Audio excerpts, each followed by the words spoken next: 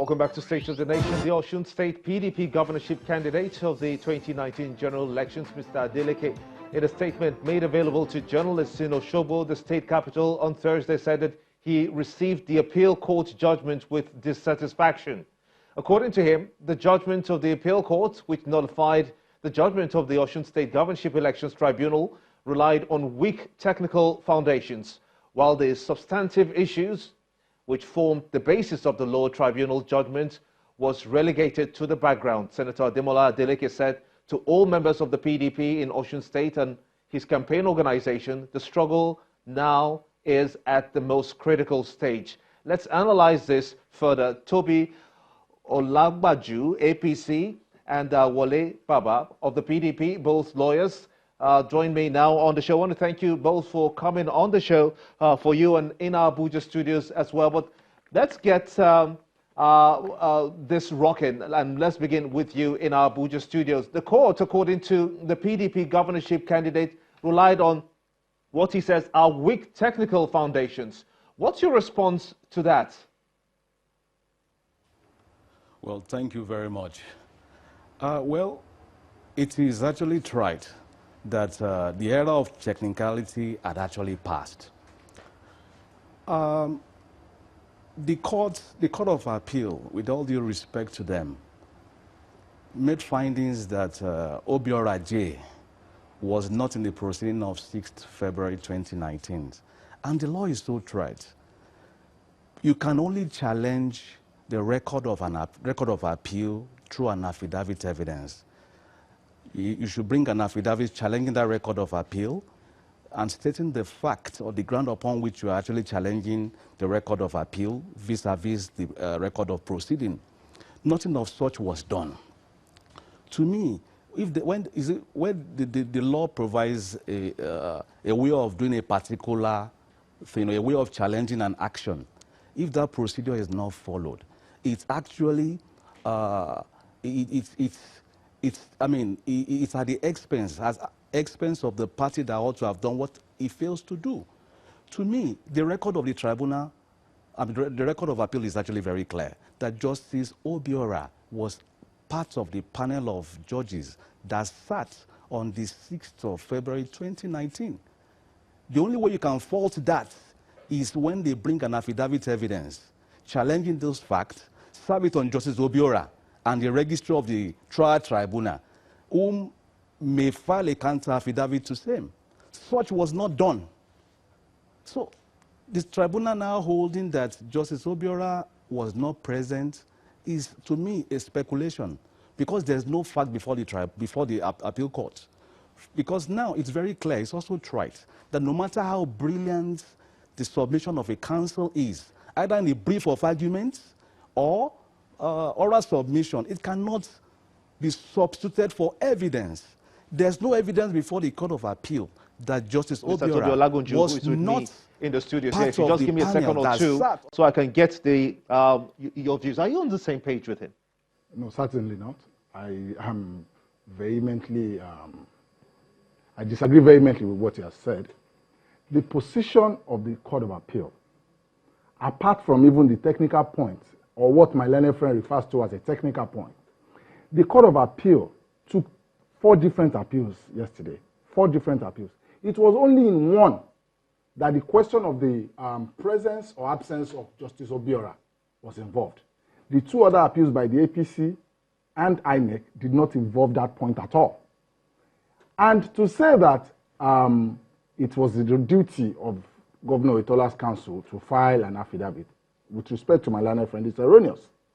The record of appeal shows very clearly, and that was what the Court of Appeal found, that Justice Obiora was not in attendance when all those witnesses testified. At least he was not there all through the sessions of the tribunal. And the law has become very trite on that point. That is not a new point of law. It is in fact not mere technicality. It goes to fair hearing.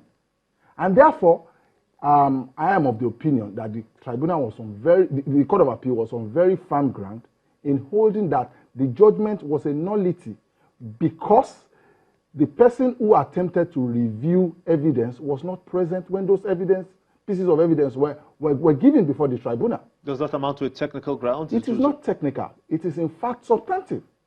Like I said, it goes to fair hearing.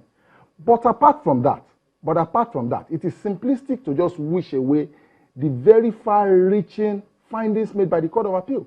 The Court of Appeal, in fact, said, assuming they were wrong, in holding that Justice Obiora was not present when the evidence he was reviewing was given, they went into the details of several other complaints made by the appellants, and they reviewed and resolved those issues in favor of the appellants. INEC appealed. It was not a ground of appeal at all that Justice Obiora was not present. They had their grounds of appeal, which were reviewed by the Court of Appeal, and the Court of Appeal found for INEC. APC did the same thing, did not make it a ground of appeal that Justice Obiora did not participate in the hearing at the tribunal.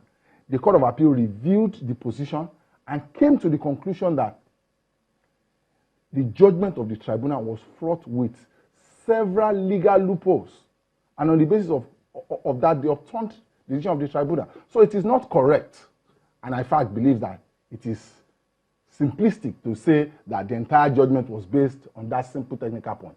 Number one, it is not a technical point, it is a matter of substantive law. Two, there were several other reasons upon which the Court of Appeal based its decision to nullify the judgment of the tribunal. So to go to town to say it's on the era of technicality is over, it was on the basis of technicalities that the judgment of the Court of the tribunal was overturned is incorrect. Okay, let me get your views again.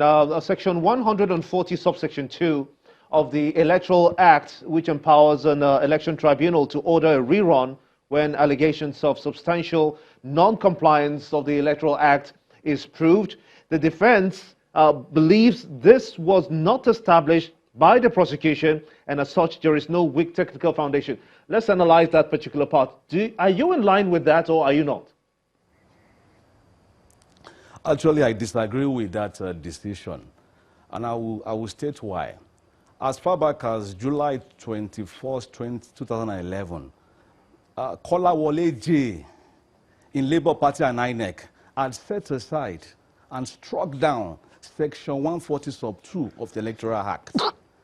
And that same decision was relied on in Wada and Bello. In fact, I was in Wada and Bello. That decision of Kolawole J was used against my team. That the Section 140 sub 2 had been struck down by the Federal High Court. That decision had not been appealed against. It still subsists. So the Court of Appeal, with all due respect, ought not to have relied on Section 140 sub 2 because as it is now, it's no longer part of the Electoral Act. Back to what my learned friend actually said as regards the decision of Obiora J. Well, the complaint of the appellant in that appeal was as respect that RW12 and RW13 that testified on the 6th of February 2019 was not reviewed by Obiora J. I beg to disagree because from the record of the lower tribunal, it shows that Obiora J was in the proceeding. But assuming without conceding, the testimony as given by RW12 was in respect of Ward 9, Unit 8, Ejigbo, local government of Osun State. And what it just is in respect of area upon which they actually challenged the vote of the petitioner. This witness tenders certified true copy of Form C8A. He did not even tender the pink copy. Okay. The testimony if I may just come in because we're really pressed out of time now, I'll take that as your closing comment. But going to the Supreme Court, what are the chances of the PDP, do you think? Well, with my own knowledge of the law, I must tell you that the odds are stacked against the PDP. The facts before both the tribunal, which was reviewed by the Court of Appeal, and the correct application of the law will show that the reliefs being sought by PDP and Adeleke are simply ungrantable. Okay, let's leave it at that because we're really out of time. Tommy Olagunju is a lawyer as well as Mr. From our Abuja studios speaking to us, Mr. Olabaju, also in our Abuja studios. I want to thank you so much indeed for talking to us and giving us those insights about the very troubling situations that the Osun State Governorship Tribunal has found itself and the judgment from the appeal court. But that's it on the show this time. I want to thank you so much indeed for watching. I'm Gimba Umar, and this is State of the Nation.